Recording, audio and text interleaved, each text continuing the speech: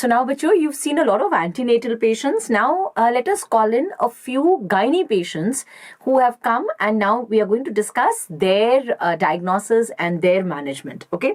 So the first patient who's now coming to your clinic with a gynae complaint is a 45-year-old female, right? And she complains of heavy menstrual bleeding, right? So that's a very common complaint which you get amongst gynae patients, that they come to you with heavy menstrual bleeding. She's a 45-year-old female. She is G3, P3 woman, and she has been bleeding for past 2 years, right? She had her periods 1 week ago. Her cycles are regular. Her periods last for 7 to 8 days with heavy bleeding and passage of clots. She has to use 4 pads in a day, all of which get soaked. So whenever you are taking history of bleeding, these are all the important things which you have to ask, that for how long does her bleeding last, whether her cycles are regular or not, whether she has irregular cycles, any intermenstrual kind of a bleeding, how many pads is she using in a day, because see, usage of pads is different and how many pads soaked are different. So it could be that for hygiene purposes, a female is using 3 to 4 pads in a day, but then it may not be necessary that all 3 to 4 are getting soaked, right? So you have to be very specific whenever you are taking history of bleeding. Ask her the number of pads which are being soaked in a day, right? Along with bleeding, your patient is complaining of pain during periods, which begins 1 week before the periods. She has taken analgesics, antispasmodic, and OCPs for her pain. So that means she's having dysmenorrhea, and whenever a female has dysmenorrhea, this typically is a case of secondary dysmenorrhea because it is happening in a 45-year-old female along with heavy menstrual bleeding.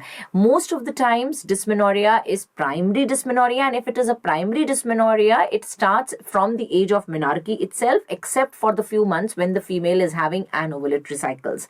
So if a young female, a pubertal age female comes to you complaining of dysmenorrhea, most likely that's a primary dysmenorrhea. If a female whose reproductive age, or who, as in this case, she's a perimenopausal age female who's coming to you with dysmenorrhea, then that means that's a secondary dysmenorrhea. Now, whenever there is dysmenorrhea, the first thing you're going to give to them is for pain relief, analgesics, antispasmodics, and then you shift them to oral combined pills. Why OCPs? Because OCPs make the cycle anovulatory, and because the cycles become anovulatory cycles are painless, right? So that is the initial management which we give to whenever a female comes to us with dysmenorrhea, whether it's primary or whether it is secondary. But her pain is not relieved. A trial of progesterone was also given, but that also didn't relieve her pain, and neither did it relieve her bleeding, right? Her past medical and surgical history are unremarkable. On examination, she looks pale. So definitely, if a female has been bleeding for the past 2 years, she's having heavy menstrual bleeding, then her hemoglobin levels are going to be less, and so she is coming to you as she's appearing pale to you, right? Her systemic examination is normal. Per abdominal examination shows abdomen is soft and there is no lump palpable. Now, why have we mentioned specifically about per abdominal examination? This is because if it would have been case of fibroid, in a fibroid, if the fibroid is more than 12 weeks pregnant uterus size, it would have been palpable, and the uterus would have been irregular and uterus would have been enlarged. But over here they are saying no lump is palpable and uterus is soft. On per vaginal examination, uterus is enlarged up to 14 week size. Please be very careful about the finding which is being given. It is globular and tenderness is present, right? So uterus is a 14-week size, globular and tenderness present. Bilateral fornices are free and non-tender. No mass is felt in the adnexa. Now you have to tell what is the most probable diagnosis. So looking at her symptom history, where she's coming to you with the complaint of bleeding and dysmenorrhea. See, in case of gynae problems, if your patient's main complaint is pain, right? If that is what is troubling her, then most probably you are dealing with a case of endometriosis. In endometriosis, menorrhagia or excessive bleeding is never the primary complaint, right? The primary complaint of your patient in endometriosis is pain. That pain could be dysmenorrhea, and please remember, the most common cause of secondary dysmenorrhea is endometriosis. That pain could be dyspareunia, right? Or it could be a chronic pelvic pain. This term dyspareunia is very specific to endometriosis because neither in fibroid you get dyspareunia, neither in adenomyosis you get dyspareunia, nor in a polyp you get dyspareunia. Dyspareunia as a primary complaint, dysmenorrhea as a primary complaint is seen in case of endometriosis. So if the primary complaint is pain and bleeding is not a primary complaint, I have to think about endometriosis. Right? Now suppose the main complaint of your patient is heavy menstrual bleeding. Now whenever there is a complaint of heavy menstrual bleeding, you have to think about fibroid. In fibroids, dysmenorrhea may happen, but dysmenorrhea is never the primary complaint. It is never a primary complaint in case of fibroid, although in fibroids dysmenorrhea may be present. But a main problem with which the patient is going to come to you in case of fibroid will be heavy menstrual bleeding, right? Now, in a case of polyp, also the main complaint is bleeding, but the nature of bleeding is different. In case of polyp, patient comes to you with irregular cycles or she complains of intermenstrual bleeding. So wherever your question is talking about irregular cycles or intermenstrual bleeding, you have to think about polyps, right? Then suppose your question is saying that, or your patient is coming and saying to you, doctor, I have heavy menstrual bleeding and dysmenorrhea as my main complaint. She is troubled by pain as well as heavy menstrual bleeding. Then the differential diagnosis which should come to your mind should be adenomyosis. In a case of adenomyosis, it is heavy menstrual bleeding along with dysmenorrhea, which is the main complaint in case of adenomyosis. Right? So in all your gynae patients, starting from the history, you have to think about what all differential diagnosis is going to be there, right? So based on our patient's history, I am thinking that this is going more in favor of adenomyosis because patient's complaint is heavy menstrual bleeding along with dysmenorrhea, right? Now, not only this, now age of the patient can also give you some idea about what is the differential diagnosis. For example, in case of fibroid, generally a fibroid patient will be a reproductive age patient. She will be a nulliparous female who will be coming to you. Whereas polyp can be seen in any age group. With increasing age, the chances of polyp increase, but yes, a polyp can be seen in any age group. Whereas in adenomyosis, generally the patient is more than equal to 40 years and she is a multiparous female. So look over here, in your case, your patient is multiparous, right? And she is more than 40 years. So these two are also going in favor of adenomyosis, right? Then comes the most common complaint. I told you, in case of fibroid, most common complaint is heavy menstrual bleeding. In case of polyp, it is intermenstrual bleeding or irregular cycles. In case of adenomyosis, it is heavy menstrual bleeding and dysmenorrhea. If you have to choose between the two, then the most common will be heavy menstrual bleeding. Generally, it is heavy menstrual bleeding plus dysmenorrhea. But if out of the two you have to choose one, you are going to choose it is heavy menstrual bleeding. Usually a patient complains of both heavy menstrual bleeding and dysmenorrhea. Now, in case of per-abdominal examination. Per-abdominal examination is significant only in a fibroid because uterus may be enlarged and irregular and it may reach a 20 weeks pregnant uterus size. Coming to per-vaginal examination, again in per-vaginal examination, when you do a per-vaginal examination in case of fibroid, uterus would be enlarged, it will be irregular and it is going to be non-tender. Whereas in case of polyp, it is a small polyp which is hanging inside the uterine cavity. So the size of the uterus is normal and uterus is anteverted. Right? Now, when it comes to adenomyosis, in adenomyosis, the size of the uterus is enlarged, but it is never more than, you can say 12 to 14 weeks pregnant uterus size. So it is never more than 12 to 14 weeks pregnant uterus size and uterus is symmetrically enlarged. You get a globular uterus which is symmetrically enlarged and tenderness is present when you touch the uterus. Whereas if you look at the adnexa are bilaterally free. you are not going to palpate any mass in the adnexa, and there won't be any tenderness in the adnexa. Right? So these are the findings which you get in case of adenomyosis. What about endometriosis? What are the findings which you get on pervaginal examination in endometriosis? Typical findings you get in case of endometriosis. In case of endometriosis, you get a fixed retroverted uterus. Now, what does this term fixed means? The term fixed means that this retroversion cannot be corrected automatically or manually. So manually, you cannot correct the retroversion. That is why it is called as a fixed retroversion. In case of prolapse, also the uterus is retroverted, but it is a mobile retroversion. That means the retroversion can be corrected manually. Right?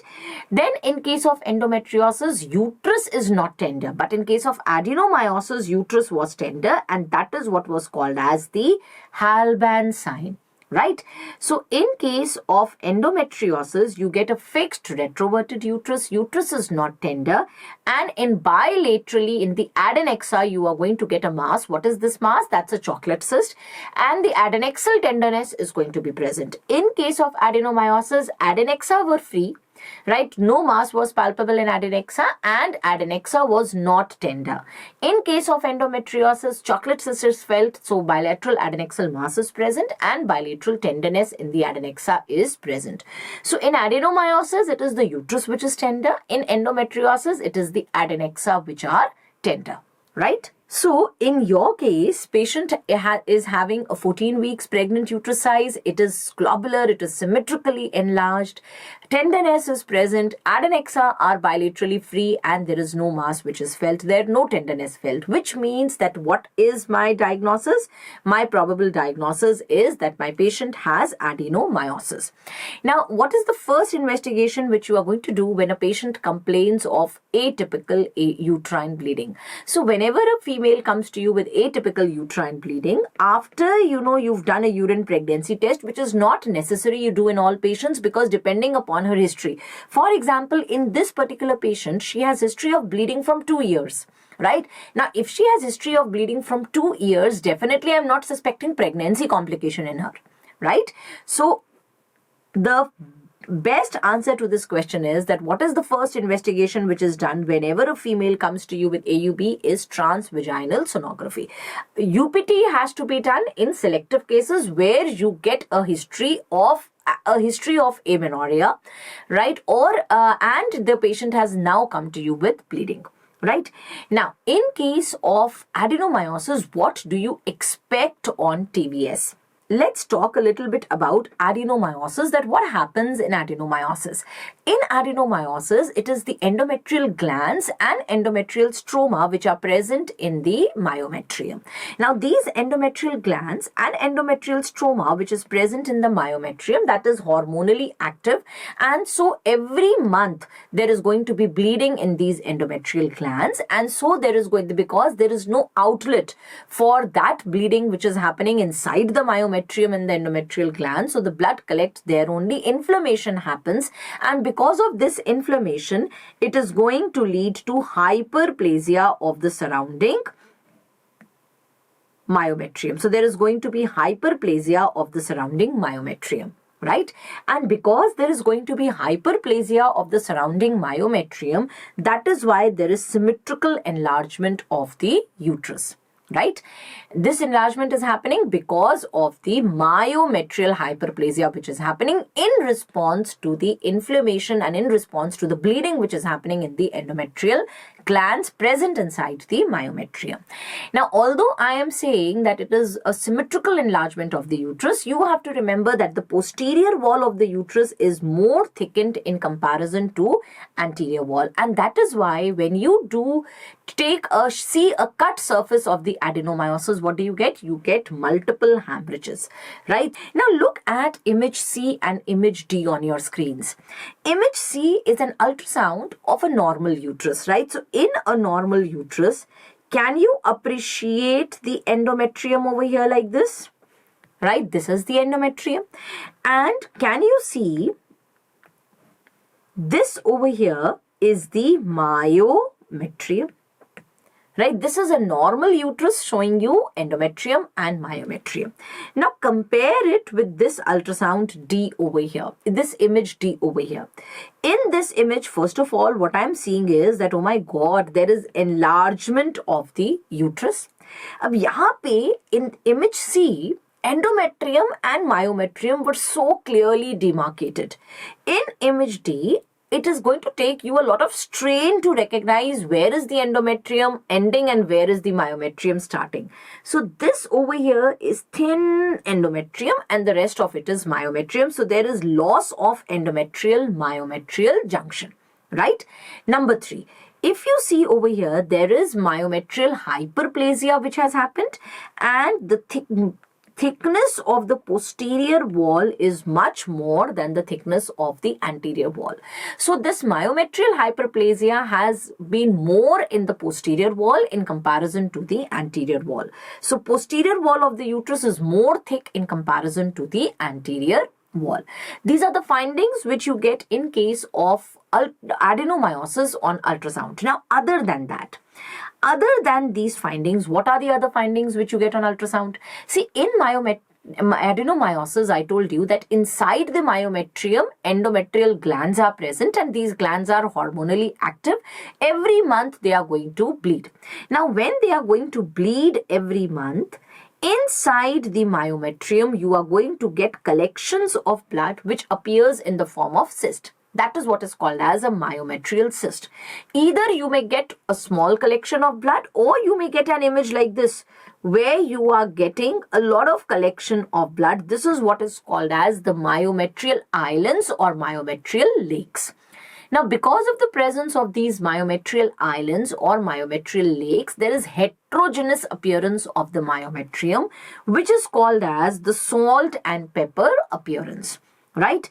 Then if you look at this ultrasound over here, in this ultrasound, what I'm seeing is that there are alternating dark and light bands. Now, because there are alternating dark and light bands, this is what is called as a Venetian blind appearance. So these are all the,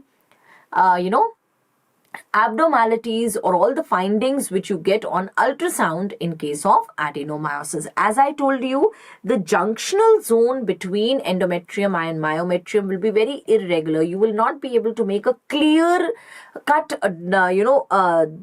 thing that this over here, demarcation that this over here is endometrium and this is the myometrium. The junctional zone is very irregular.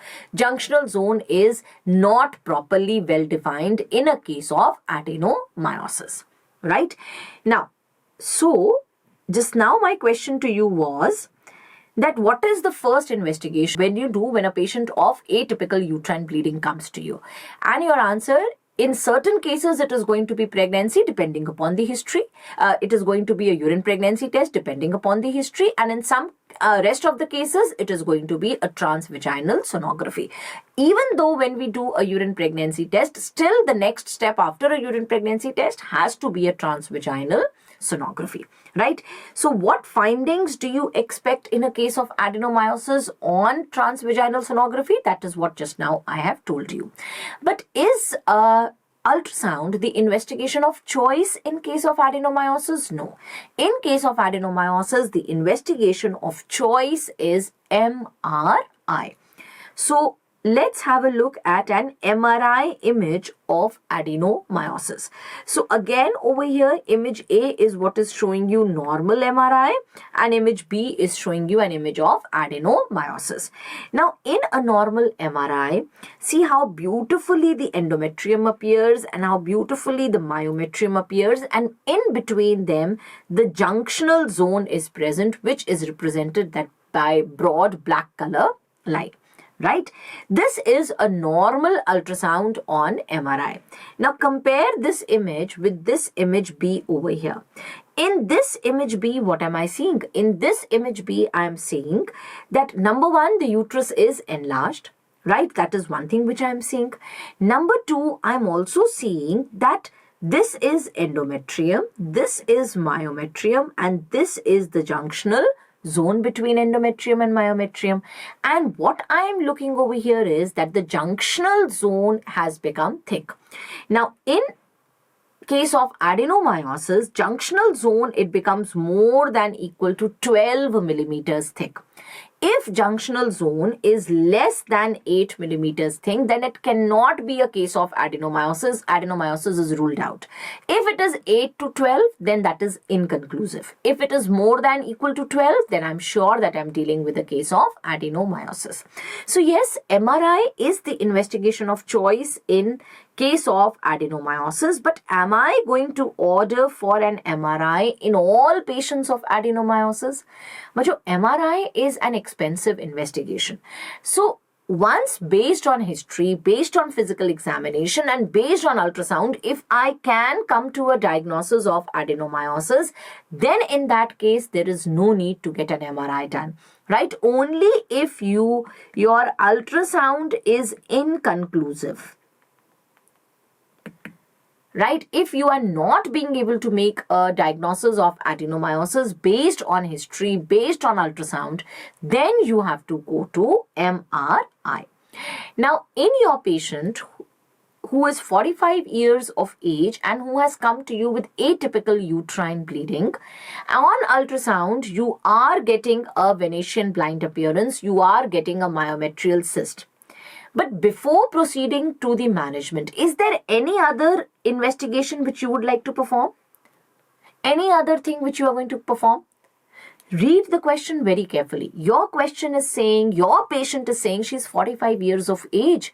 Whenever a patient is 45 years of age and she comes to you with atypical uterine bleeding, then please remember, irrespective of the findings which you get on ultrasound, irrespective of findings of ultrasound, you have to do endometrial biopsy in all cases. That's a thumb rule. So I want all of you to remember this very, very carefully. This is a point which all of you are going to mark in red and write, that in all patients who are more than 45 years of age, right, and who complain of atypical uterine bleeding, then irrespective of ultrasound findings, even if you have made a diagnosis of adenomyosis, irrespective of ultrasound findings, you have to go for endometrial aspiration cytology or endometrial biopsy.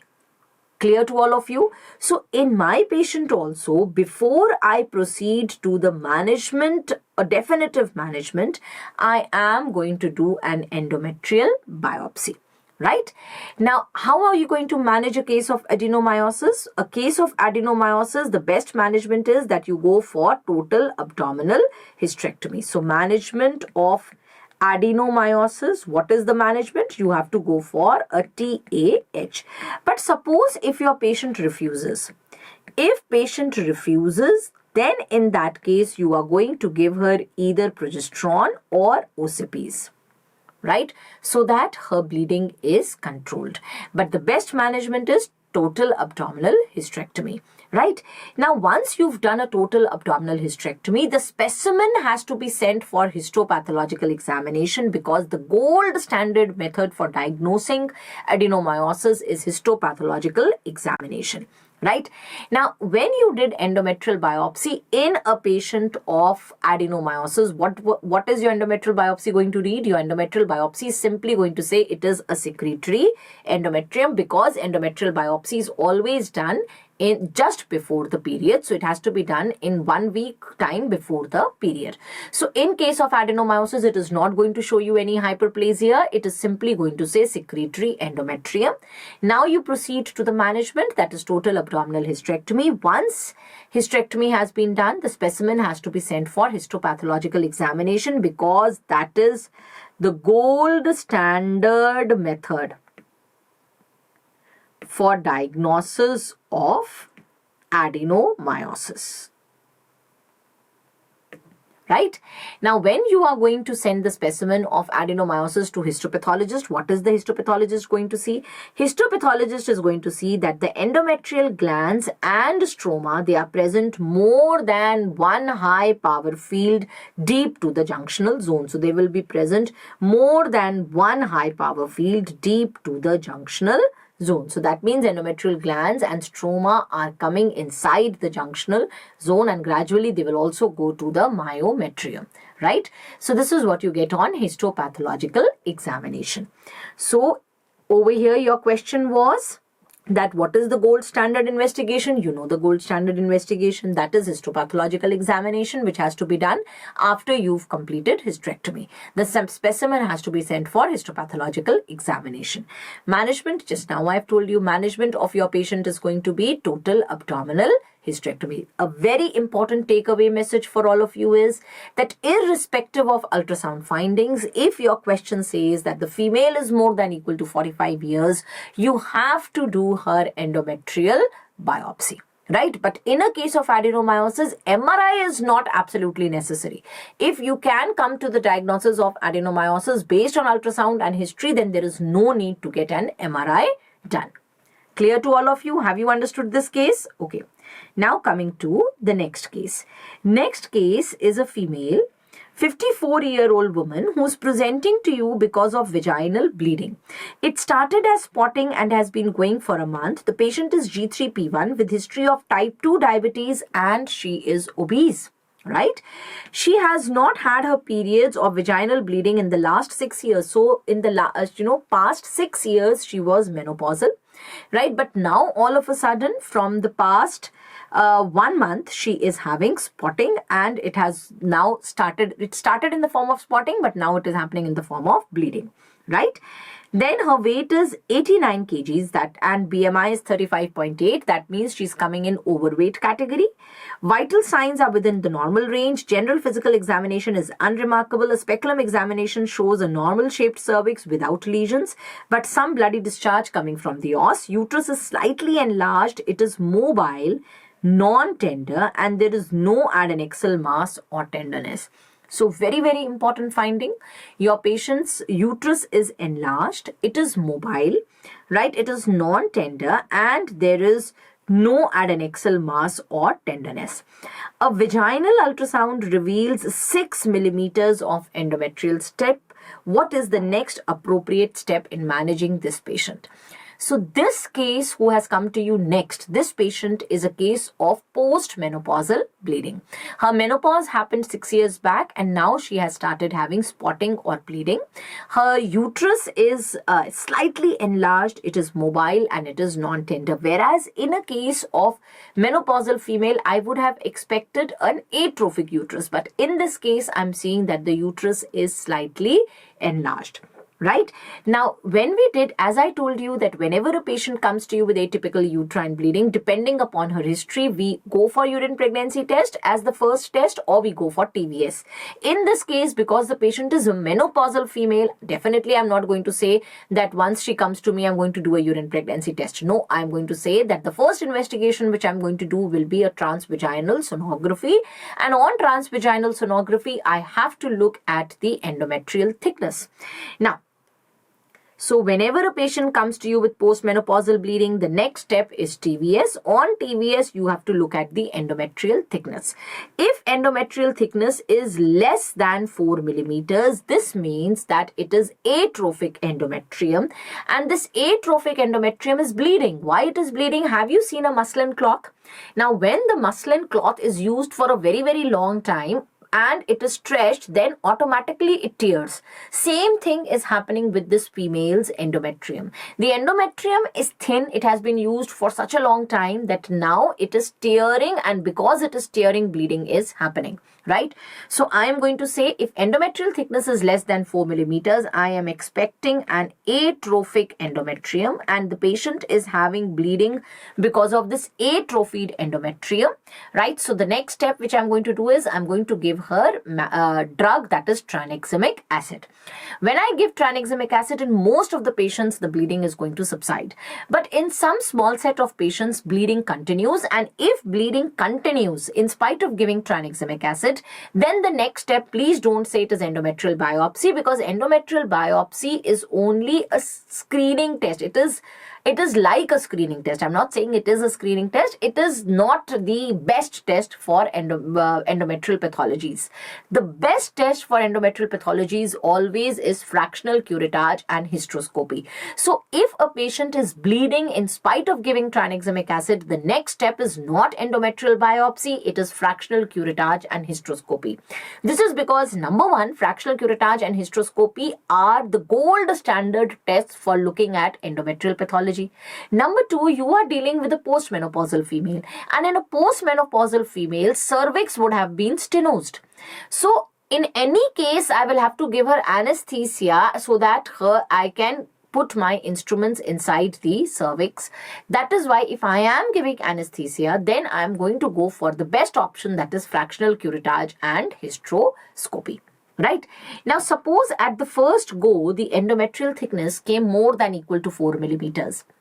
Now, when endometrial thickness comes more than equal to 4 millimeters, I am suspecting some endometrial pathology, and so I am going to do endometrial biopsy, which is the investigation of choice for endometrial pathologies. It is not the gold standard for endometrial pathology, but it is the investigation of choice for endometrial pathologies, right? So in this case, I'm going to first do endometrial biopsy. I'm not going to straight away go to fractional curettage, right? First thing which I have to do is endometrial biopsy.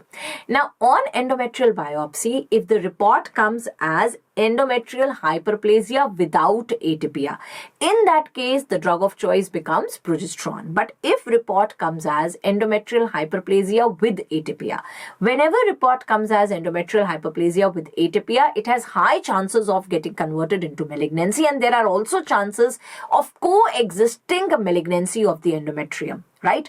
So whenever report comes as endometrial hyperplasia with atypia, the best thing to do is do hysterectomy. But before you do the best management, that is, you go for hysterectomy, you will have to be sure that there is no coexisting endometrial cancer, because if it is a coexisting endometrial cancer, only hysterectomy is not sufficient, right? So I have to first rule out a coexisting endometrial cancer, and in order to rule out coexisting endometrial cancer, the next step is going to be your fractional curettage plus hysteroscopy. Fractional curettage plus hysteroscopy is the gold standard method for looking at the endometrial pathology. Right? So have you understood? Whenever the report of ultrasound comes as endometrial thickness more than equal to 4 millimeters, then you have to go for endometrial biopsy, which is an OPD procedure. It never requires, it is an OPD procedure. It doesn't require any anesthesia, and it is done with the help of Carman's cannula in India, and in other developed countries, there are special instruments like a Pipel or a Vabra aspirator with the help of which it is done. On endometrial biopsy, if report is coming as endometrial hyperplasia without atypia, the drug of choice is progesterone. If report is coming as endometrial hyperplasia with atypia, then because it has high chances of malignancy, I am going to do a hysterectomy. But before I perform a hysterectomy, I am going to go for fractional curettage and hysteroscopy. Now suppose your patient who has endometrial hyperplasia with atypia, she refuses hysterectomy. Then what is the option? Then again, the option which I have is progesterone. And in this case, the progesterone which I use is megestrol, right? In case of endometrial hyperplasia without atypia, the progesterone which we use is medroxyprogesterone acetate, or you can put Mirena in your patient, right? Now my next question to you is that there is a female who has endometrial hyperplasia and she is on progesterone, right? But her bleeding is not getting controlled. So if she has endometrial hyperplasia without atypia, and such a patient was given progesterone, but her bleeding is not getting controlled, then the next step is go to the gold standard investigation, which is fractional curettage and hysteroscopy, and look at the uterus for any coexisting endometrial cancers, right? But now suppose if she was a case of endometrial hyperplasia with atypia who refused to undergo hysterectomy, and that is why we put her on progesterone, but progesterone is unable to control her bleeding. Now, in this case, don't say that the next step is fractional curettage and hysteroscopy, because already in a patient of endometrial hyperplasia with atypia, we've already done fractional curettage and hysteroscopy. So if in this case bleeding is not getting controlled, the next step becomes hysterectomy. In your patient, they are saying that endometrial thickness is more than equal to 6 millimeters, right? Now, you know, and I also know what is the next step. It is endometrial biopsy. Now, tell me, from the history of this patient, what are those factors which are telling me that she is a high risk for endometrial cancer? So, number one, diabetes mellitus. Diabetes is a high risk factor for endometrial cancer. Obesity. Obesity is another very high risk factor for endometrial cancer, right? So these are, this was about postmenopausal bleeding. Now let's see what is the next patient who's come to you in your OPD. A 50-year-old woman presents to the outpatient clinic because of vaginal dryness and decreased libido and hot flashes. These symptoms have been progressively worsening over the past 3 months, and she has night sweats that disrupt her sleep. Okay. She has been having irregular periods about every 8 weeks for almost a year and asks if she has begun menopause. Past medical history is significant for hypertension. The only medication which she is on is triamterene and hydrochlorothiazide. Blood pressure is 130/80, pulse rate normal, respiratory rate normal. She is afebrile.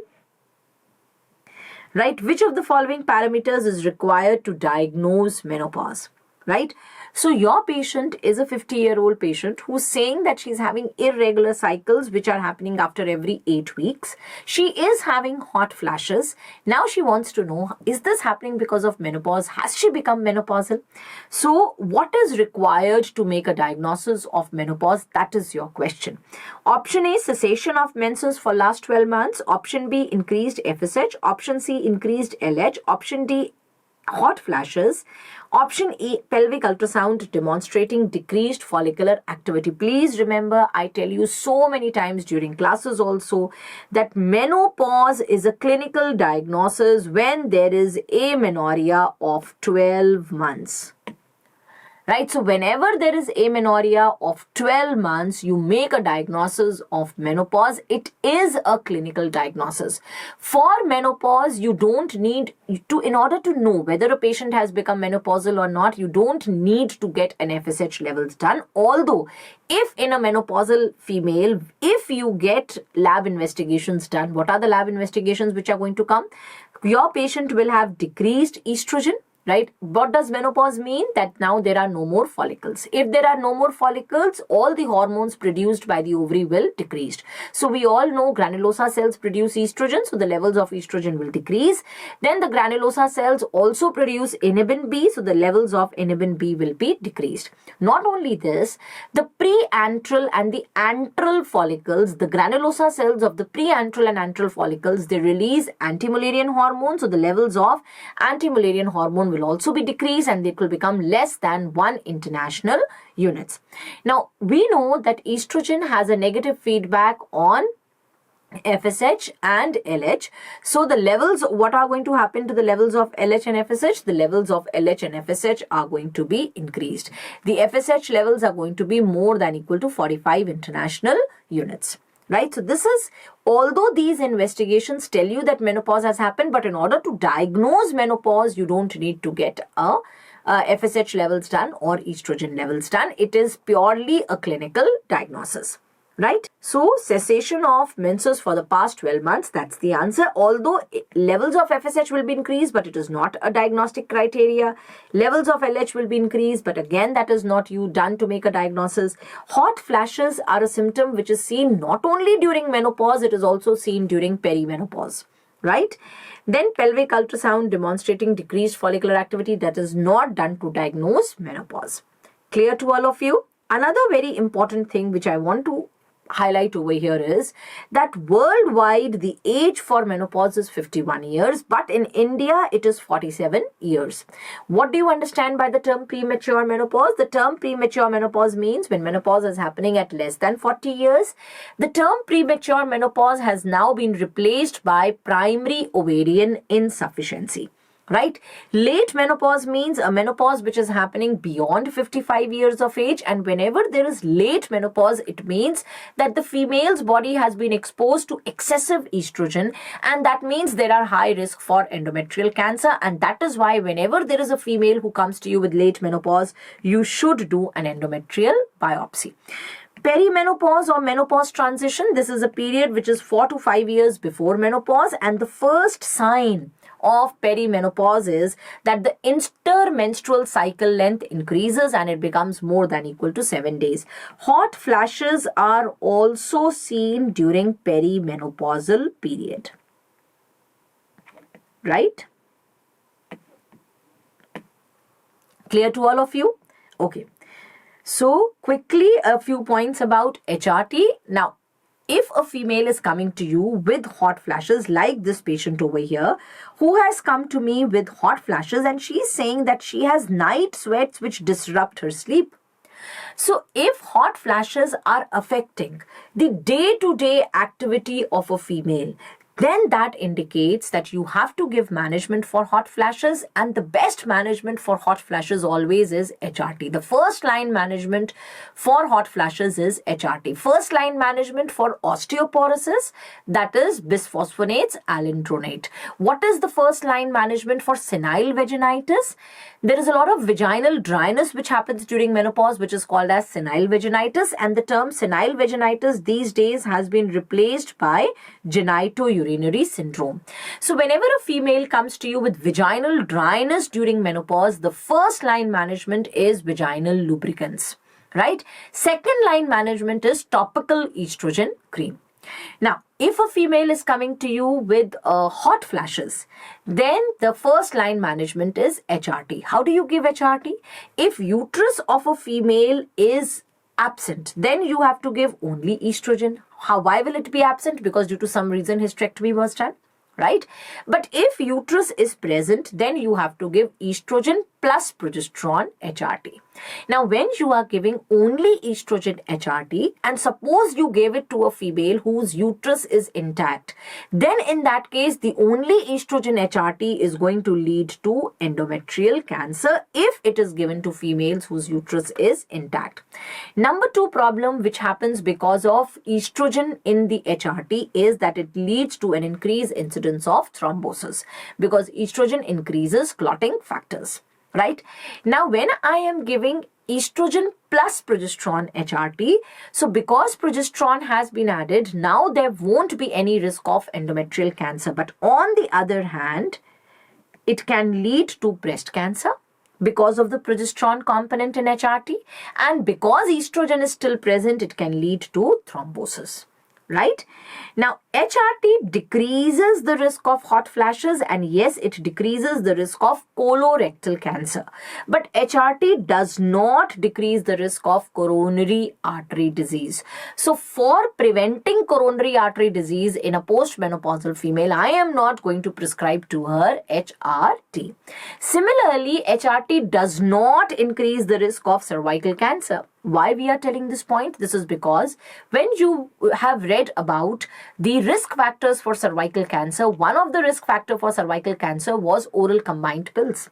So OCPs lead to an increased risk of cancer cervix, but HRT does not lead to an increased risk of cancer cervix. So these are important points which you have to remember about hot flashes and how to manage them, right?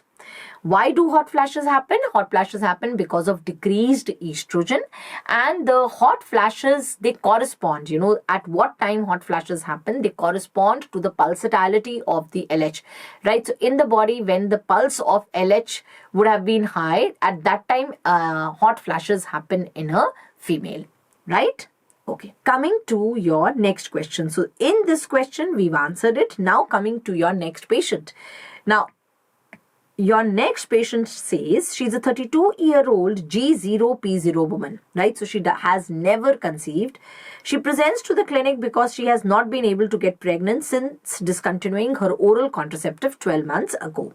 She reports menarche at the age of 15 and has had irregular periods since then. She had occasional spotting while taking an OCP, but she has not had a normal period since discontinuing the pill. So she is having post-pill amenorrhea, right? She currently denies having any hot flashes. Physical examination reveals normal height and BMI. A speculum examination shows atrophic vagina. Imagine a 32-year-old female showing you atrophic vagina.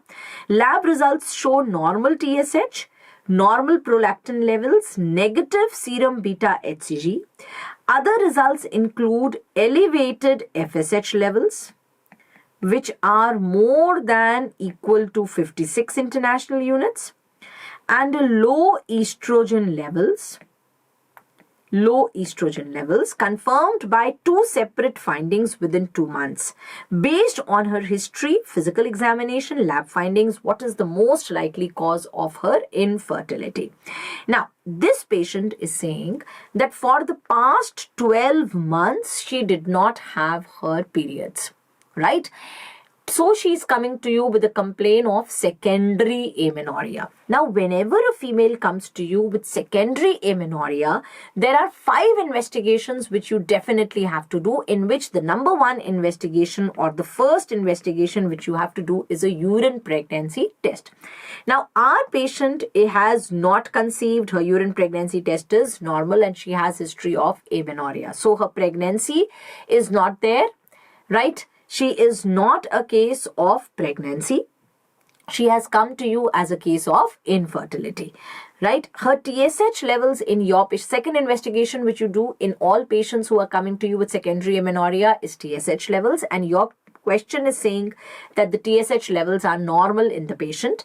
Third investigation which you do is prolactin levels, because hyperprolactinemia has a negative feedback on GnRH, and because it has a negative feedback on GnRH, LH-FSH decrease, and that leads to amenorrhea. Now, in this case, they are also saying that prolactin levels are normal. Now, the next investigation, so after urine pregnancy test, TSH, prolactin, the next investigation which you have to do is FSH levels and estrogen. Right? Now, based on FSH levels and estrogen, we can come to the probable diagnosis. So, suppose your question says that there is a female in whom FSH levels are high. Normal FSH levels are up till 10 international units, right? So, if your question says FSH levels are increased and estrogen levels are decreased, right? All of us know that estrogen has a negative feedback on FSH. So this means that in this patient, the problem is that there is decreased estrogen, and that is why the negative feedback on FSH is lost.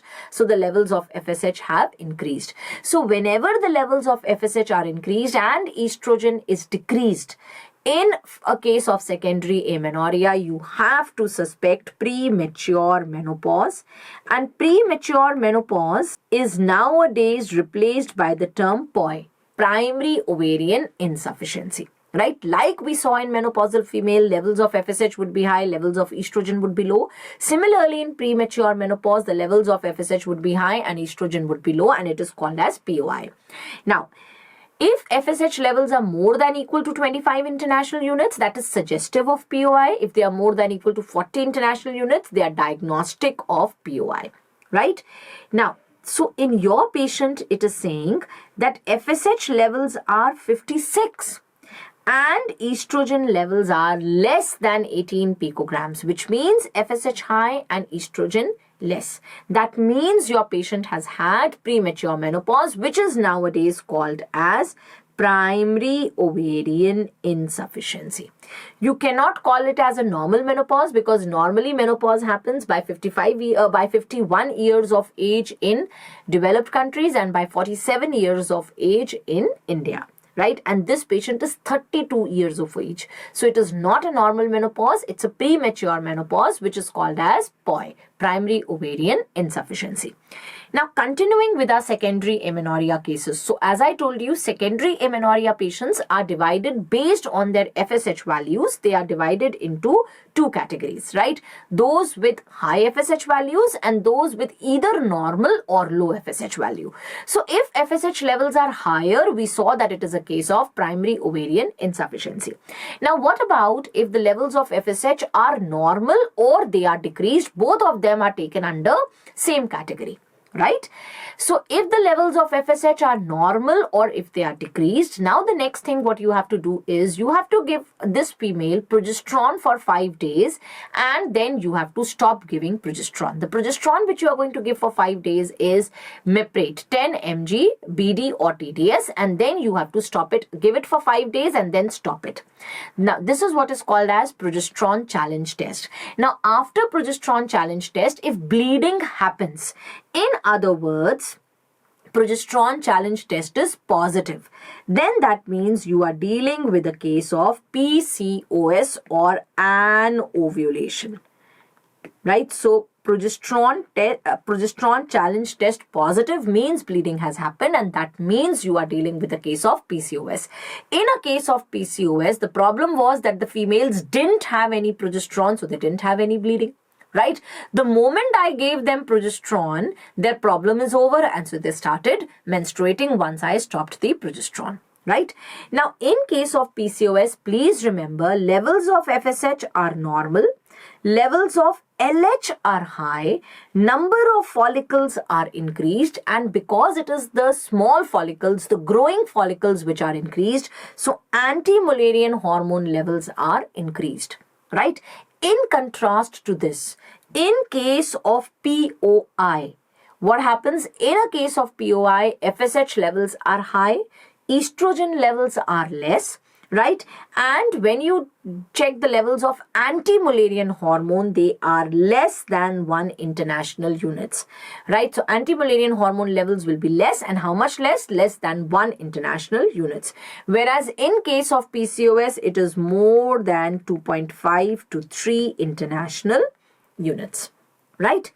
Now, suppose after doing progesterone challenge test, the patient doesn't have any bleeding. That means progesterone challenge test is negative. In this case, the next step becomes estrogen plus progesterone challenge test. Right? In estrogen and progesterone challenge test, what do? You give estrogen and progesterone like a normal menstrual cycle for 21 days. And then you stop giving estrogen and progesterone. Right? So once I am giving estrogen and progesterone from outside for 21 days like a normal menstrual cycle, this means I am doing the work of hypothalamus, I am doing the work of pituitary, and I am doing the work of ovary. In spite of doing all this, if my patient doesn't bleed, it means that the problem lies at the level of uterus, and that means she's having Asherman syndrome, which is intrauterine adhesions along with defective endometrium. Now, either your patient or your question can say estrogen and progesterone challenge test negative, or it can say that the levels of estrogen are normal. In Asherman syndrome, levels of estrogen are normal. Right? Now your question may say that progesterone challenge test was positive. If progesterone challenge test is positive, either the problem is in hypothalamus or it is at the level of pituitary. So that means the problem is at the level of hypothalamus or at the level of pituitary. And whenever the problem is at the level of hypothalamus or pituitary, so that means hypothalamus or pituitary is involved. And whenever the problem is at the level of hypothalamus or pituitary, they can be differentiated with the help of MRI. In case of MRI, if you are getting empty sella turcica, that means you are dealing with Sheehan syndrome. If you are getting a space occupying lesion on MRI in sella turcica, that means you are dealing with prolactinoma. And if your MRI is absolutely normal, that means there is a hypothalamic cause for Hypothalamic cause for amenorrhea. What are the hypothalamic causes for amenorrhea? That means either the patient is excessively eating or excessively dieting, or she is in stress, or she has gone for excessive exercise. Right? Now, instead of saying estrogen and progesterone challenge test, they can talk in terms of estrogen levels. So, whenever your question says FSH is normal or FSH is low, along with normal estrogen. So, normal estrogen means we are dealing with a case of Asherman syndrome. Decreased estrogen means the problem is either in hypothalamus or in pituitary if FSH levels are normal to decreased. The problem could have been ovary also, but if the problem is in ovary, just now we saw that the levels of FSH will be high. In case the problem is in hypothalamus or pituitary, the levels of FSH will be decreased and the levels of estrogen will be decreased. If the problem is in ovary, the levels of FSH will be high, but the levels of estrogen would be decreased. Clear to all of you? So this is how you come to the diagnosis based on FSH levels, based on estrogen levels. Such type of questions are very, very frequently being asked these days. Now, my question to you is, just now I said that this patient is not pregnant, right? Now you tell me, based on her test, in pregnancy, what do you get? In pregnancy, what happens to the levels of FSH? What happens to the levels of LH? What happens to the levels of estrogen? Now, in pregnancy, the levels of estrogen are high, right? So, it is the placenta also which is producing estrogen. The levels of progesterone are also high.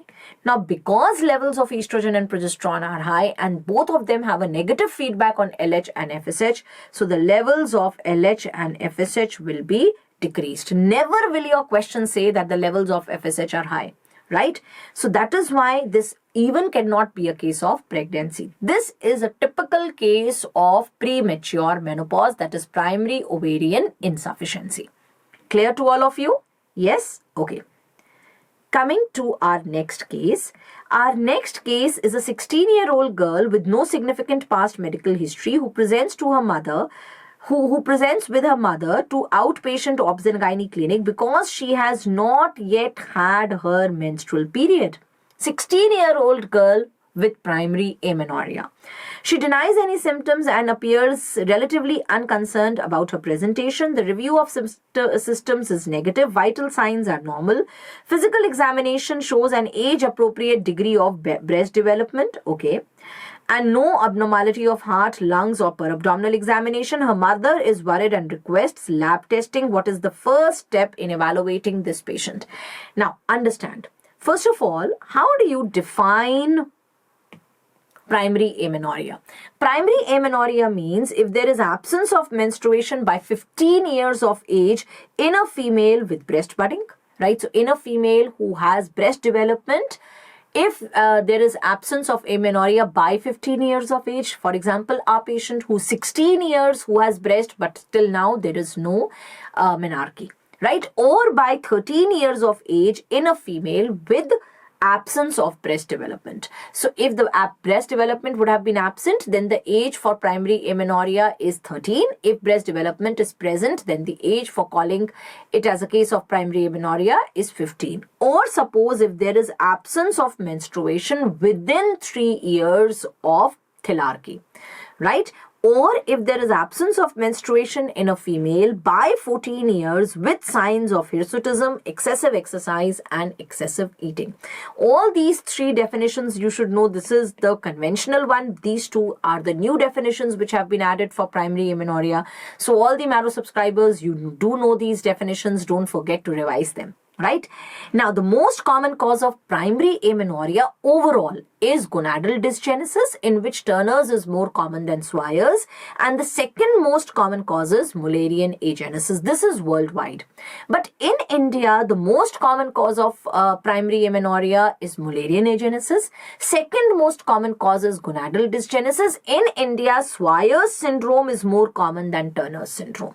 Right? Swyer's syndrome is 46XY, whereas Turner's syndrome is 45XO and Mullerian agenesis is 46XX.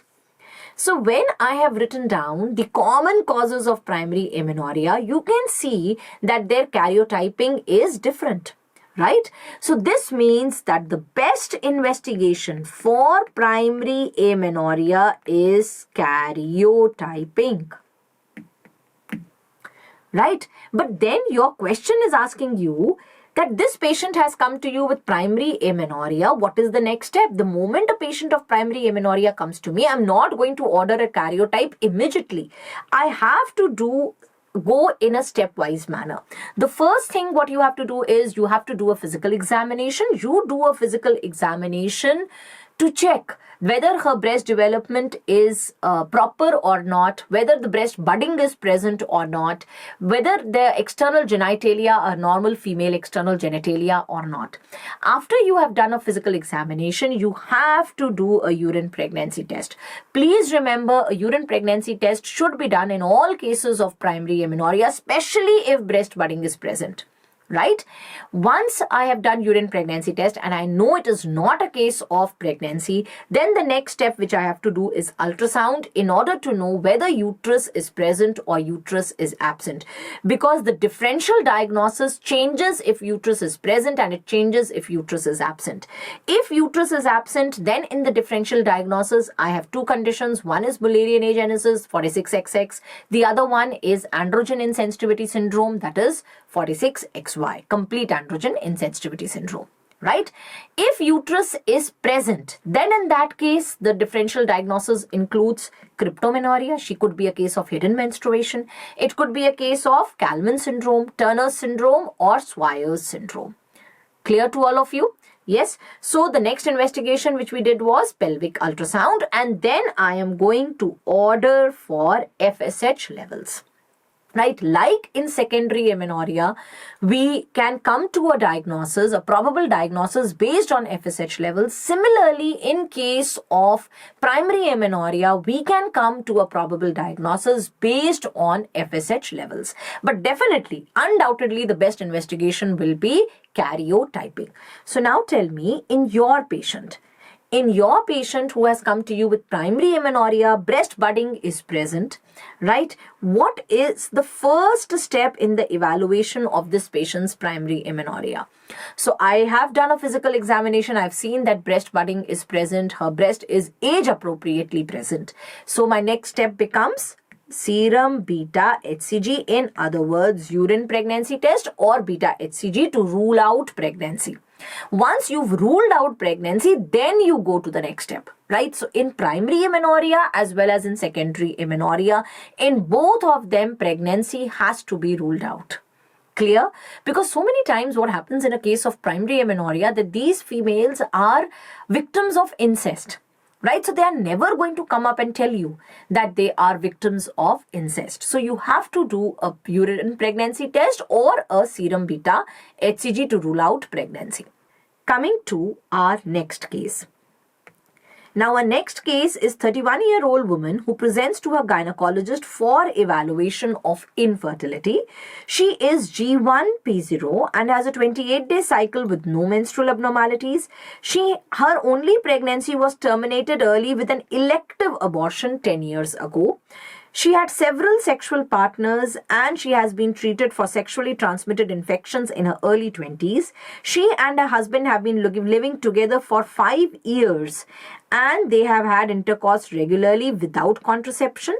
They have been tracing her ovulation cycle while attempting to conceive for at least 1 year. So they have been keeping track of the ovulation. She reports a history of occasional malodorous vaginal discharge and mild lower abdomen pain after sexual intercourse, but has not experienced these symptoms recently. Her husband's semen analysis is normal. So semen analysis was also done. Height is 5 feet 3 inches, weight is 65 kgs, BMI is 25.3, vital signs are normal. On pelvic examination, adnexa are slightly tender to palpate bilaterally. Which of the following test is the most appropriate at this time?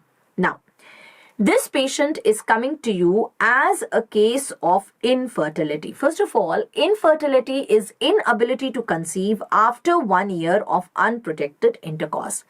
Now, the investigations for infertility in a female who's less than 35 years, they should begin after 1 year of unprotected intercourse.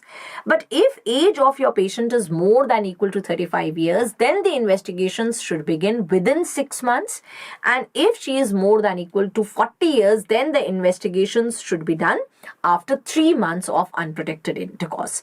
So in case of female who's more than equal to 35 years, it should be done after 6 months of unprotected intercourse. And in case of female is more than equal to 40 years, it should be done after 3 months of unprotected intercourse. But in all females who are less than 35 years, it should be done after 1 year of unprotected intercourse. And that's the standard protocol as well. Right? Now, whenever a couple come to you for infertility, there are 3 basic investigations which you have to do. What are those 3 basic investigations? Number 1, semen analysis. That is one investigation which is going to rule out whether male has any problem or not. Number 2, serum progesterone levels on day 21 or any test for knowing whether the female is ovulating or not. And number 3, an HSG for tubal patency. Right? Now, in your patient, they have been tracking her ovulation, number 1. Number 2, semen analysis was done. So the third basic investigation which needs to be done is hysterosalpingography. Not only this, even her history is telling me that I need to check whether her tubes are patent or not before I go for any other investigation or management, because she has history of pelvic inflammatory disease. She is saying that she has had multiple sex partners in the past, and she also gives history of having pain in lower abdomen and being treated for that pain, right? And just now also when we did a per vaginal examination, she had slight tenderness in her adnexa on palpation. So I have to first see that whether her tubes are patent or not. Clear to all of you? Now, the investigation of choice in order to know whether the tubes are patent or not, or to look at a tubal block, is HSG. Gold standard is laparoscopic chromoperturbation. Right? What do you do in laparoscopic chromoperturbation? In laparoscopic chromoperturbation, you are passing a methylene blue dye or an indigo carmine dye with the help of a cannula, and then through a laparoscope, you are checking whether the dye is coming out or not. Right? Remember, HSG is contraindicated in current PID. Now, this patient is giving you past history of PID. So, in this patient, I am going to do HSG. But if the patient would have had current PID, I wouldn't have done HSG. Right? Then, in patients of current genital TB and in patients with pregnancy, HSG is contraindicated. Best time to do HSG is between day 7 to day 10. Now, on HSG, if you get that there is a unilateral block present in any of the tubes, right, then in that case, you have to manage like you manage a case of unexplained infertility. In other words, you have to give clomiphene citrate plus IUI. But if you are getting bilateral blockage, then the management is different. If you are getting a bilateral Cornwall block, like in this case, so in this case, what I'm getting is that the dye has passed inside the uterus. It has gone up till the level of the cornua, but beyond cornua or beyond the angles, the dye did not pass. This means that this is a case of bilateral Cornwall block. Now, my question to you is, are you seeing over here? What is this representing? This image over here, this shadow over here is representing a Leach-Wilkinson cannula. Leach-Wilkinson cannula is the cannula which you use for passing dye in case of HSG. Leach-Wilkinson cannula. Right? Now, in this case, there is a bilateral Cornwall block. So, suppose I say that a female comes to you with this ultrasound, this HSG. Right? On HSG, you are seeing a bilateral Cornwall block, and I ask you now, what is your next step? First, tell me what is your most probable diagnosis when you get a bilateral Cornwall block, and then tell me what is the next step. Now, if a female is coming to you with this kind of HSG, then please don't immediately jump to this that this is seen in case of genital TB, because the most common cause of a bilateral cornual block is physiological spasm of the tubes, right? So that is the most common cause for a bilateral cornual block. And in order to treat a bilateral cornual block, which is happening due to physiological spasm or which is happening due to any mucosal plug which would have been stuck there, my next step is going to be hysteroscopic cannulation and laparoscopic chromoperturbation. So I am going to take a thin guide wire and under hysteroscopic guidance, pass that guide wire from the uterus into the tubes. When I pass the guide wire from the uterus into the tubes, the spasm gets relieved and then I do a laparoscopic chromoperturbation, because that's the gold standard investigation for knowing whether there is any tubal block or not. So that is my next step. Now, when I do this next step, in most of the cases, the block gets relieved. But if the block is not getting relieved, that means the reason for that block was not physiological spasm. The reason for that block was some pathology, which most oftenly it is genital tuberculosis. Right? So in that case, the best management for treating her infertility is only in vitro fertilization. Clear to all of you? So this is if your patient who has a bilateral cornual block comes to you. Now suppose same patient, when you did her HSG, you got an image like this. In this image, what you are seeing? In this image, you are seeing that the dye has passed into the tubes, right? But there is no free spillage and the tubes are so swollen. So what you are seeing over here is a bilateral distal block along with hydrosalpinx. That is what you are seeing over here, right? Now, whenever you have a patient in whom you get a bilateral distal block, again, the next step is laparoscopic chromoperturbation and hysteroscopy. Right, the best would be laparoscopic chromoperturbation plus hysteroscopy, but if you have to choose between the two, then you are going to mark laparoscopic chromoperturbation as your answers. Now, if there is a bilateral mild block, if there is mild blockage, then I am going to do a fimbrioplasty.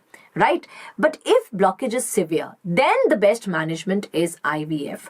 A very important point to note is that if your patient has hydrosalpinx and if you perform IVF, then the fluid which is present in hydrosalpinx is fetotoxic. Right? So this fluid from the tubes can come inside the uterus and your IVF can fail. That is why before doing IVF, if there is hydrosalpinx, you should go for salpingectomy and then you should go for IVF. Right? So this is the management if you are getting bilateral distal block. Clear to all of you? Yes? Okay. Let's call our next patient. Now, our next patient is a 19-year-old woman who presents to the physician because of irregular periods. So she is a 19-year-old female who has come to you with irregular periods. She reports that her periods occur every 2 to 3 months since menarche at the age of 14. She is also concerned about increasing hair on her chin and chest, which she first noticed 1 year ago. She has no relevant medical or family history and reports no medication use. Her BP is 120/65. BMI is 33 kgs per meter square. Physical examination shows coarse hair under her chin, across her upper lips, her chest. Examination of the breast and genitalia show no abnormality. Lab investigations are the following. So let's look at her lab test. Her fasting glucose levels are 105, that is normal. DHEA sulfate is 160 and the normal is between 144 to 332, that is normal. FSH is 5 international units, please remember. LH and FSH, they are tested on day 3 of the cycle, right? So FSH levels are normal according to day 3. Progesterone levels are 0.5 nanograms per ml. Please remember, progesterone levels are checked on day 21 or day 22 of the cycle. And in the luteal phase, normal levels are between 2 to 30. In your patient, it is 0.5. That means progesterone levels are decreased. LH levels are 20. As I told you, LH, FSH, they are tested on day 3 of the cycle. So it should have been between 1 to 12. It is 20, which means it is increased. Testosterone levels, they are normally between 1.6 to 2.1. Over here, it is 4.8, which means it is increased, right? And free cortisol in the urine is absent. Right, so this is the set of investigations which they have given to us, and they are asking what is the most likely diagnosis. Now you tell me, what is your most likely diagnosis? Now in your patient, you are getting testosterone levels are high, she has hirsutism, right? And she is also having irregular cycles. Now, whenever a patient comes to you with irregular cycles and she has increased testosterone levels, or if she has hirsutism, which means 2 criteria out of the 3 are fulfilled for making a probable diagnosis of PCOS, right? So the Rotterdam criteria says that if you have to make a probable or a provisional diagnosis of PCOS, out of the 3, 2 criteria should be present. One criteria is that if there are increased androgen levels or hirsutism. Second criteria is irregular cycles, that oligomenorrhea or amenorrhea.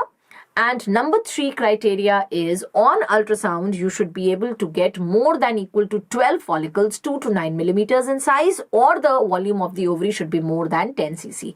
Out of these 3, any 2 should be present to make a provisional diagnosis of PCOS. Now, in your patient, hirsutism is present and testosterone levels are high, and she has come to you with irregular periods. So yes, I can make a provisional diagnosis of PCOS even without getting an ultrasound done.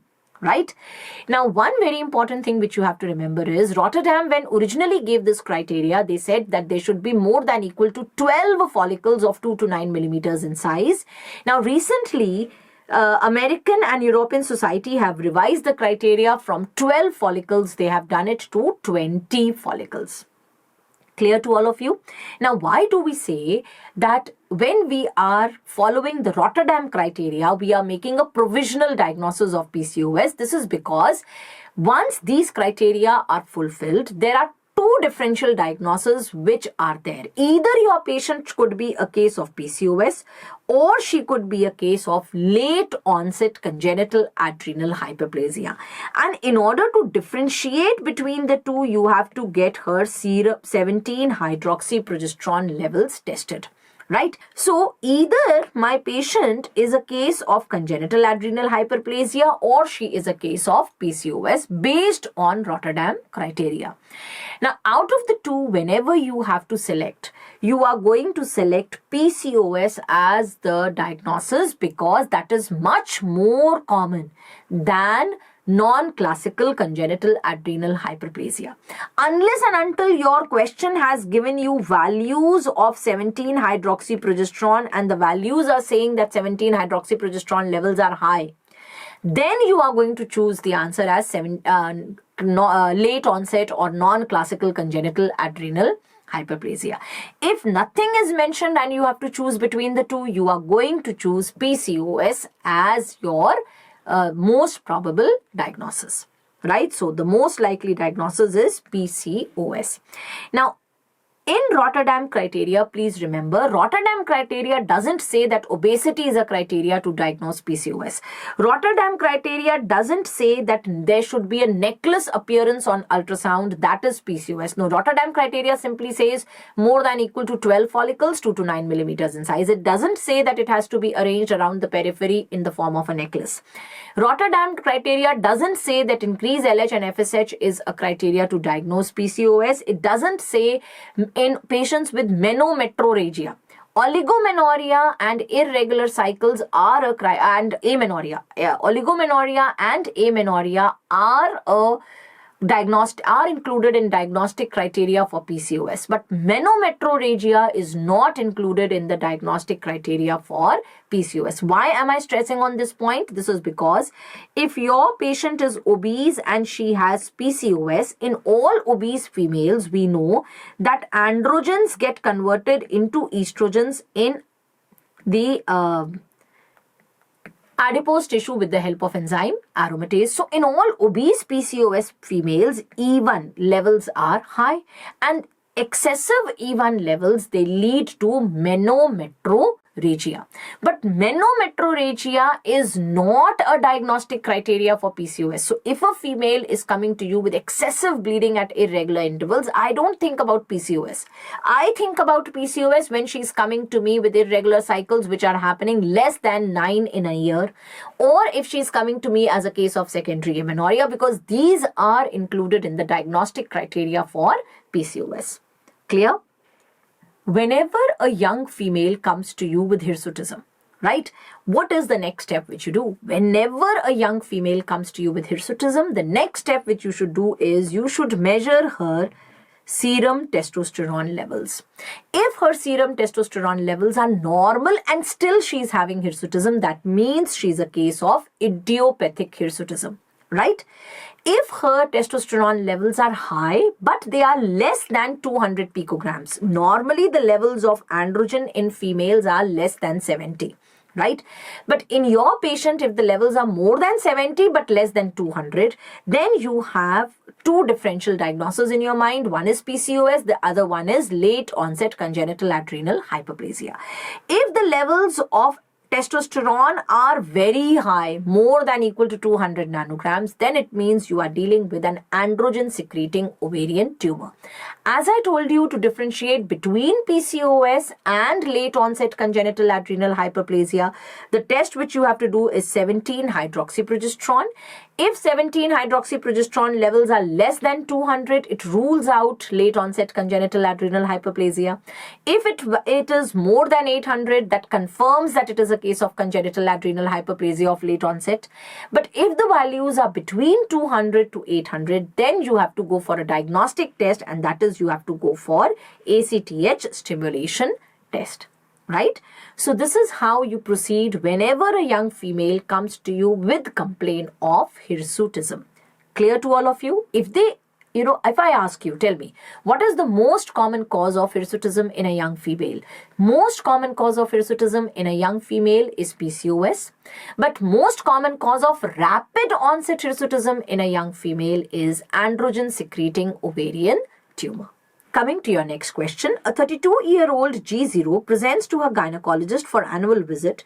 She is currently sexually active with 3 men and reports consistent use of condoms.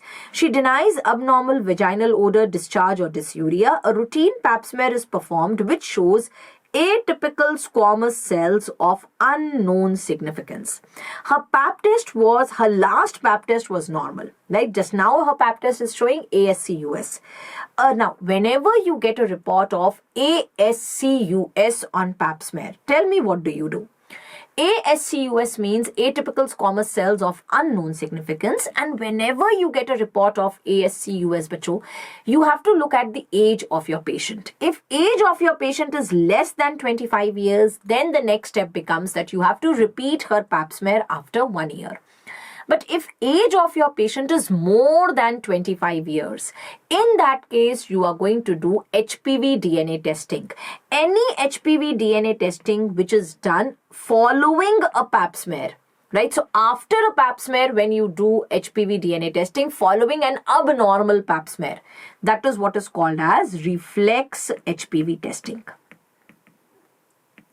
So correctly, in your patient, because she is 32 years of age, because her report is saying ASCUS, what have you done? You have done her reflex HPV testing. So till here, what you've done is absolutely fine.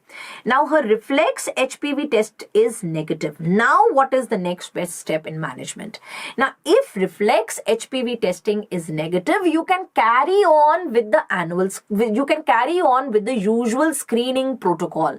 And what is the usual screening protocol? The usual screening protocol is you have to repeat her pap smear and HPV DNA testing. So in this case, they have written repeat cytology and HPV testing in 3 years. Normally, we repeat HPV and pap smear in 5 years, because over here they have given 3 years. So I'm going to mark the answer as I'm going to repeat her cytology and HPV DNA testing in 3 years.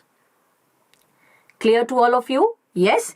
you are not just going to do a pap smear. Why? Because in all females who are more than 30 years of age, you have to do pap smear plus HPV DNA testing as per ACOG protocol. What does ACOG protocol says? ACOG protocol says that screening for cancer cervix, it should begin at 21 years of age, irrespective of her sexual activity. So even if a female is beginning her sexual activity at 18 years of age, I am not going to do her pap smear unless and until she reaches 21 years of age. Right? Now, from 21 years up till 30 years, the screening protocol which I am going to adopt is, I am going to repeat her pap smear after every 3 years. Right? Till she reaches 30 years of age. Once she reaches 30 years of age, then you are going to do HPV DNA testing plus pap smear. Right, which you are going to do up till 65 years of age, and this has to be repeated after every 5 years. So because in my patient, the report came as ASCUS and her HPV DNA testing was negative. So I have to continue with her screening. The normal screening, that means I have to do HPV DNA testing and pap smear after 5 years. Over here, the option is given as 3 years, so I'm going to mark that as the answer. Right? Don't say that I'm going to do only pap smear. Right? And don't even say that I'm going to go for colposcopy. Not required in this case. Right? Because her HPV DNA testing has come out to be negative. Clear? Okay. Now, how do you manage if the report comes as LSIL? If report comes as LSIL and if your patient is less than 25 years, you have to repeat pap smear after 6 months to 1 year. If your patient is more than 25 years, then you have to go for colposcopy. If the report comes as HSIL, wherever the word H comes, that means there are high chances of cancers, right? Or high chances of CIN. So in that case, what is the next step? The next step becomes colposcopy, and you have to go for endocervical curettage irrespective of the age. Similarly, if report comes as ASCH means atypical squamous cells where HSIL cannot be ruled out. As I told you, wherever this word H comes, the next step is colposcopy plus endocervical curettage irrespective of the age. Now, if report comes as ASCGUS, right? So, if it is AGCUS, so atypical glandular cells of unknown significance. So, if you are getting atypical glandular cells, which means that either the problem is in endocervix, right? Because glandular cells or columnar cells are present in endocervix, right? So either there is I am suspecting an adenocarcinoma of the endocervix, or I am suspecting that there is an endometrial cancer which has metastasized or which has spread to the cervix, right? That is why whenever a report comes as atypical glandular cells of unknown significance, there are 3 things which you have to do. Number 1, you have to do a colposcopy, right? Now, colposcopy cannot with the help of colposcopy, you cannot visualize the endocervix. That's a big problem. So whenever you are doing colposcopy, you have to do endocervical curettage, because with the help of colposcopy, you cannot visualize endocervix. And over here, if I'm getting a report of atypical glandular cells of unknown significance, I want to see the endocervix also. So for that, I'm going to do endocervical curettage. Now, because it can be an endometrial cancer which has spread to the cervix, so I will also have to do endometrial biopsy. This is very, very important from all exams point of view, and also from your clinical point of view, that what is the next step when you are going to do whenever a patient comes to you with abnormal pap smear, right? Coming to our last patient, right? Now, this last patient is 16-year-old girl who's brought to physician because of abdominal pain, irregular vaginal bleeding for past 2 months. She reports history of menarche at 13 years and regular menstrual cycle for past 2 years. She has no past medical or family history. She is not sexually active. She takes no medications. Her vital signs are within normal limits. Physical examination shows mild lower abdominal pain to deep palpation. Lab values show increased alpha fetoprotein levels. and increased HCG levels. Abdominal ultrasound shows a 7 centimeter solid mass in left ovary. Right ovary and uterus have no abnormal findings. Which of the following ovarian tumor best explains these findings? So starting from the history, starting from the age of the patient. What is the age of your patient? Your patient is 16-year-old girl. Now, in young females, what is the most common cause of ovarian cancers? The most common cause of ovarian cancer in a young female is germ cell tumors. Right? Don't say it is an epithelial cell tumor, right? So it cannot be serous cystadenoma based on her age group. It cannot be a Krukenberg tumor, which is a metastatic tumor based on her age group, right? And it is not a corpus luteal cyst because it is solid mass 6 centimeters, which they are saying is present in her ovary, right? So either I am dealing with a germ cell tumor, or because the question is saying solid mass, it could be a fibroma. A solid tumor is a fibroma is also a solid tumor, right? Let's see, because see, fibroma is a sex cord stromal tumor, and sex cord stromal tumors, they can be seen in any age group, right? So it could be that I am dealing with a sex cord stromal tumor, I am dealing with a fibroma. Now, the next thing which they have told me is that this patient's alpha fetoprotein levels and HCG levels are high.